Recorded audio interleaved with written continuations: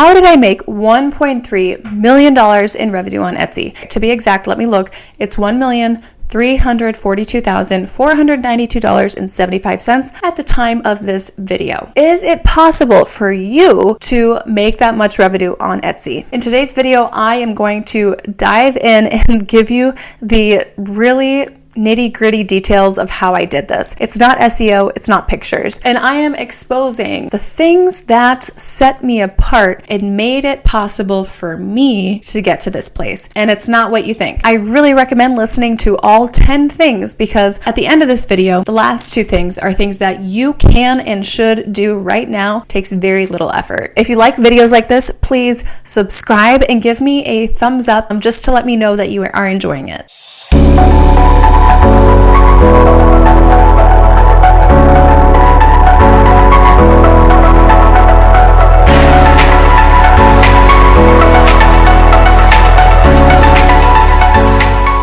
Welcome back to my channel. If you're new here, my name is Dylan Jarvis. I've made over $1.3 million on Etsy in 6 years. I regularly still do $30,000 to $40,000 a month on the platform. I have a background in e-commerce. I worked for Zappos, owned by Amazon, and Zulily, the flash sale site. My corporate e-commerce experience is really infused into everything I teach, all my strategies, everything I give you here on YouTube and in my program, the multi-6-figure Etsy Blueprint. So when I'm your coach, when I'm your mentor, I'm giving you the business background. I'm not an artist. You can count on me for giving you the straight business principles that you can apply directly to your Etsy shop. And all of these are profitable action steps. I'm also a wife and a mom of 2 kids, age 1 and age 5. So I know how it is. If you think at this stage of my life, things are so crazy with the kids, there's no way I can make $1 million on Etsy. You can. It's a choice. You can do it if you want to. Let me break down what I have done to do this. Number 1, I realize I might get a lot of YouTube trolls coming after me for this one, but I owe it to you to be fully transparent about what it really takes to get to this level. So number 1, this didn't happen in the beginning, but it happened somewhere in the middle, and it is what allowed me to scale from that $100,000 a year to that $400,000 a year. This is what it took, and it is the fact that I do not cook, I do not clean, I don't do laundry, I don't do dishes. I basically focus my time on the profitable action steps, the things that only I can do, and I outsource the rest. Now, the reason I don't do those things is, yes, at a certain level, you have to get those things off of your plate. They are low dollar per hour tasks, and you will realize when you're scaling from that 6 figures to multi-6 figures that you need to be focusing your time on the high dollar per hour tasks. Maybe you enjoy those things though. Maybe you love folding laundry. Then I wouldn't recommend getting that off of your plate. Number 2, I sacrifice many things. The things that I sacrifice are: 1, I do not watch TV. I only listen to podcasts while I work, and I get other information from the Wall Street Journal. Another sacrifice, I have inventory in places where I would rather not have inventory. In my closet, there is more inventory than there are in my husband's clothes. But that's a sacrifice that I'm willing to make to sit at this level with my business. It also makes for a great home office deduction. Number 4, I agree to making everything that customers ask me to make. Disclaimer, as long as the person is not totally psycho and crazy and I know they would leave a bad review. You can smell those people from a mile away, so I say yes and I figure it out later. Out of everything that's ever been a custom request, I probably only knew how to make maybe 50% or less of those things, but I say yes to everything, and that is because I trust myself. Resourcefulness is part of my identity, and I know that I will figure it out. Because this person came to me and asking for something, it means I couldn't find it somewhere else. So I create a listing out of that and I become a market leader, because for every person who asks you to make something, right, there's probably 50 people behind them that just were too lazy to reach out and ask. You can easily become a market leader in so many areas if you just say yes, figure it out later. Number 5, I treated it like a business from the very first year. This means planning and forecasting my sales every single month. Yes, now this is part of my background in corporate e-commerce coming in. You're constantly building sales plans, you're forecasting every month, planning, forecasting, pricing strategy. That's all a huge part of corporate e-commerce. It's everything. So I've infused that into my Etsy business, and it has made it really, truly a business that I can rely on. I know what my sales plan looks like every year. I'm not just flying by the seat of my pants and hoping to make a lot of money every year. I am actually building a plan to make it happen. And you might think, well, how do you build a plan? What if you're not making enough to to hit your plan? Well, I have some great tactics. I actually have a lesson about this in my course, Multi-Six-Figure Etsy Blueprint. It's a lesson all about what to do if you're losing traction, what to do if you're not hitting your plan. What we don't want to do is wait until, the last 2 months of the year and say, oh my gosh, I hope I have a good holiday season with my shop because I'm down 60% to last year. And I don't know how we're going to, go on our trip to Disney next month when our sales are down so significantly. And if numbers scare you, I have a really great easy sales plan template that you can use. All you have to do is input one thing and it calculates all the rest for you. What this does is it allows you to plan your life in your future. This is why I can invest all this Etsy cash flow into real estate. We have, multifamily, we have single family homes here in Southern California because we have a plan and we know what will be coming in from Etsy. This really funds all of those investments for us. If we didn't build a sales plan, we would never be investing in, millions of dollars of real estate. We would have no idea what our monthly income would be. But since we build our Etsy shop like a business and we have a sales plan, we forecast every month, we know what levers to pull if we're not hitting our forecast. This allows us to really invest in these vehicles where, here in California, the appreciation is insane. The rental income is insane. And we can do that without fear because we have a plan and we know when and where our money is coming from. The sixth thing that I did as my business grew, I looked at ways to cut costs more and more and more. When businesses start to experience consistent growth, maybe they explode a little bit even, business owners tend to loosen up the reins on their spending. They oftentimes take on more overhead costs and are less stringent with their spending. But as my business grew, I tightened up my spending. So as I was scaling from $100,000 a year to $200,000 a year to $300,000 a year to $400,000 a year, I kept tightening my spending. As you scale and as you get bigger, right? If you can cut your costs by 5%, you're saving potentially $20,000 to $30,000 a year. You are getting that much more income, that much more profit versus if you are kind of increasing your costs and becoming less careful about your spending by 5% every month, your profit goes down $20,000 to $30,000 over a year. A lot of businesses do that. Sometimes they forget as my revenue increases, my taxes also increase. You have to make sure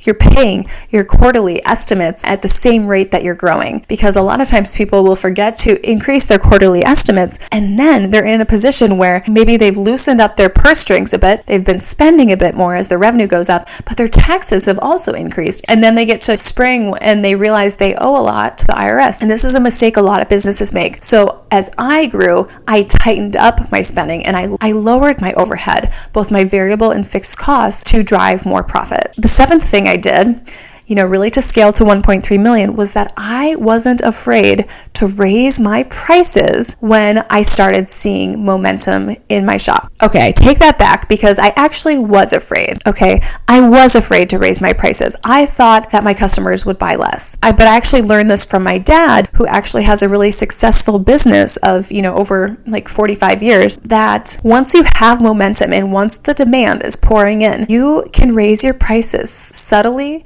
and slowly, and your customers are not going to leave you. And this right here is how I developed what I call the marathon strategy. I teach you this in my program, Multi-Six-Figure Etsy Blueprint. So I give you this step by step. It really hinges on two things. So one, that you've landed on a profitable customer who is not price sensitive, a reliable, profitable customer who has high discretionary income. And number two, that you've already gotten traction in your sales. So you don't want to be raising your prices too soon. You want to build up traction so that you have momentum and the wheels are turning on their own before you start pulling levers and increasing your pricing. If customer demand, if it's not filling all of your working hours, then you're not there yet, okay? You want to fill all your working hours and then you start to pull those levers to improve profitability. That's how you raise your hourly wage. If you do this too soon, if you're working 1 hour a day and just kind of relaxing the rest of the day and you start to raise your prices, it's going to backfire, okay? You've got to have those two things in place. So if you need help with your pricing strategy, if you are wondering, is this the right strategy for me right now? What should my pricing strategy be for this stage of my business? Send me an email, team@dylanjarus.com, or reach out to me on Instagram @dylanjarus, because pricing strategy is my jam. There's different pricing strategies for each phase of your business. But let's talk, let's see where you're at, see where you want to go, and figure out the pricing strategy for you. Number 8 is that I have pulled myself out of a lot of that day-to-day fulfillment because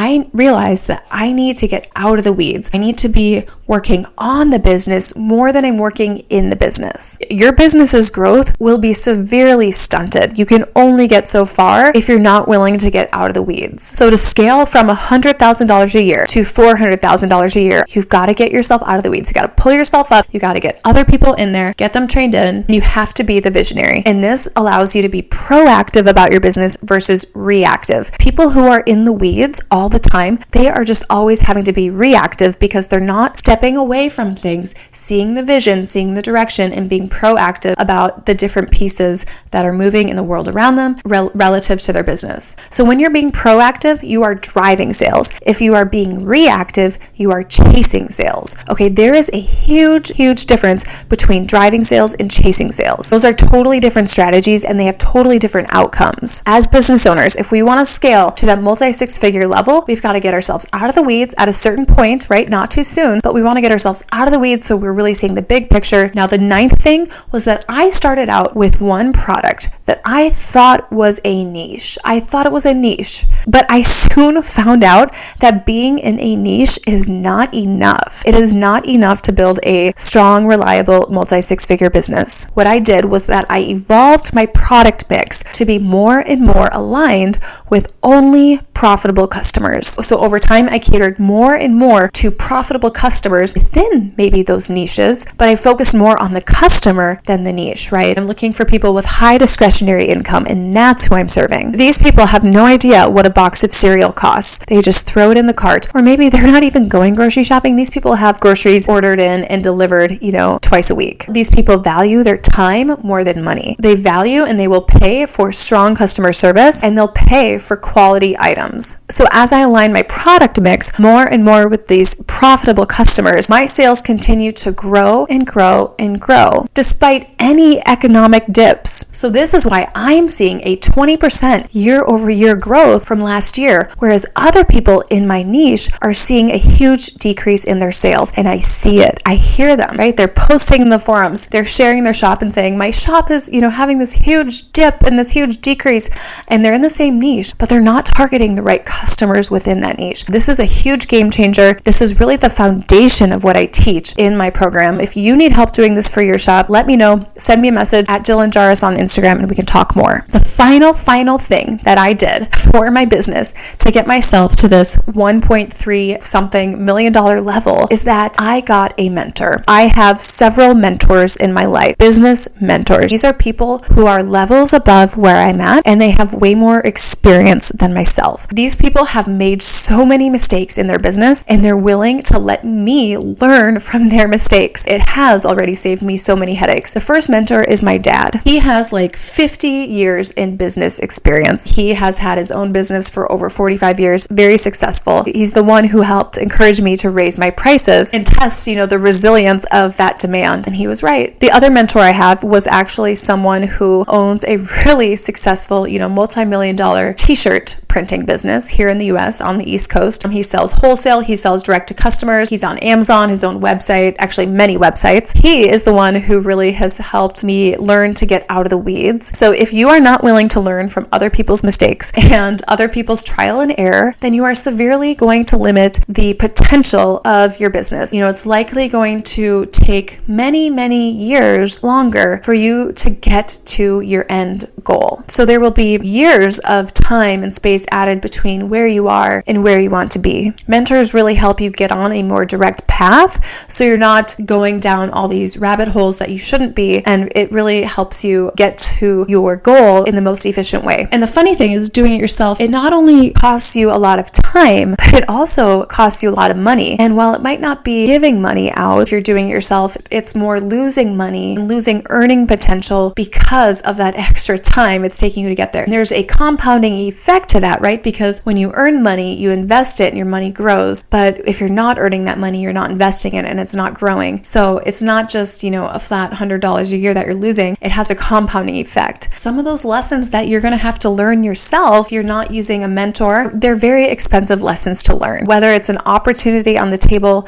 that you didn't realize existed, or maybe it's that you take your business down a path that's really a dead-end path and someone could have told you that so much sooner because they had done it before and gone before you. So those those are 10 things that have been just absolutely critical and necessary to the growth of my business to that $1.3 million level. Without those 10 things, I wouldn't have gotten there. Maybe in a few more years I would have gotten there, but it's gotten me there so much sooner. And the best part is when you're producing so much cash flow from Etsy, you can invest that into so many investment vehicles. Like, I talk about real estate because we know that well, right? We invest in what we know. So we know real estate well. We don't know crypto. We don't mess around with all that. We know real estate well. So we are confident in that here in this market specifically. You can invest that cash flow, and there's that compounding effect of that growth of that investment. That's how you get to financial freedom. If you are really wanting to go big on Etsy, it's hard. 100% it's hard. It does not happen overnight for anyone. But if you want to build a business that is long-term, high revenue, stable, totally possible. I recommend just looking back at these 10 steps, rewatching the video, and considering where you're at in the stage of your business and which points I've talked about might be applicable to where you're at right now. I hope you enjoyed this video. If you did, please subscribe. Connect with me on Instagram at Dylan Jaras, and I'll talk to you guys again soon.